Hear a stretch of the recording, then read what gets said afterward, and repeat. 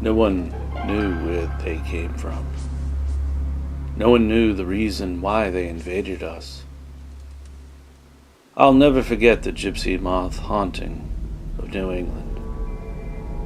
Every tree branch was covered in massive gray webs, and all the green leaves were smothered with creepy, crawling caterpillars. They ate up all the New England trees and left holes in every leaf. Boy, were they ugly too. Their backs were speckled with fuzzy hairs and bluish-purple lines and yellow dots. They weren't just ugly, but they were annoying and disgusting. Their insides were full of green slime. I mean, there wasn't a concrete sidewalk or street spared of the mayhem of squished caterpillars run over by cars and bicycle tires. Their guts were a gooey green ooze. Slime, green, smeared everywhere. The stuff was all over and it was disgusting. More green ooze was always yet to come, because there were so many more gypsy moth caterpillars creeping around every sidewalk, stair step, and street. Their creepy invasion went on for weeks. The hairy ridges of their backs caused my stomach to tumble with their rolling, hairy backs, rolling up and down like roller coaster tracks, leaving behind greeny, slimy trails of goo. There were billions upon billions of caterpillars, which invaded all of Massachusetts, way back then in my childhood. As far as the sounds of them went, well, there was nothing to help except for earplugs. I mean, we all had to endure the crunching sounds ringing in our ears every night. You literally could hear them chewing on the stems of every leaf in the neighborhood. It was a sound unlike any other. There was so much crunching noise. It must have been the sound of a million caterpillars chewing on leaves. We were all sick of the sights we'd woken up to. An entire new round of mafia hitman-style type of bullet holes in tree leaves, green leaves all chewed up holes. As if an army of fur-balled creeps took all night to attack every leaf on the tree, using them as bullseyes in a dartboard garden of feast. It was terribly tragic to watch. Another tree being diminished to frail wooden skeleton types of gray wigs of cobweb hair. That's what the trees were full of. Cobwebs, like wigs of gray hair. Those caterpillars wove those cobwebs wide and vast, and made cocoon shelters for further births, for further youths, for a new generation of gypsy moth hauntings of the caterpillars.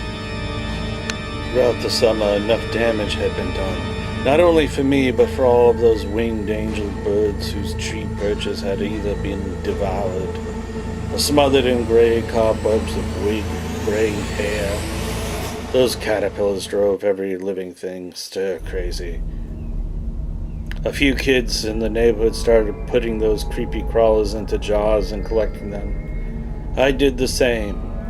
I'll never forget the Dairy Queen cup, when I sat curbside and just lowered it and did one fast swoosh of a scoop and filled the whole cup up with caterpillars in one swoop all the way to the rim. I did the same with some of my mother's empty glass olive and pickle jars, and I set them on my bedroom windowsill. I punched holes in the top lids and stuffed a few green maple leaves and twigs inside for them to feast.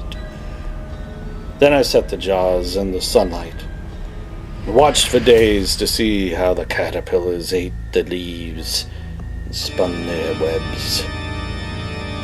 Then came the cocoons. I watched those jaws every day, and I knew something inside was changing. Inside of the cocoons, it was intriguing to watch each one weave a web in my jaw. It reminded me of the point I was reaching in my own life, as I was metamorphosing from a young boy slowly into a young man. All the while, I kept changing inside of my own cocoon of flesh and blood, as I watched the other cocoons change their flesh and blood.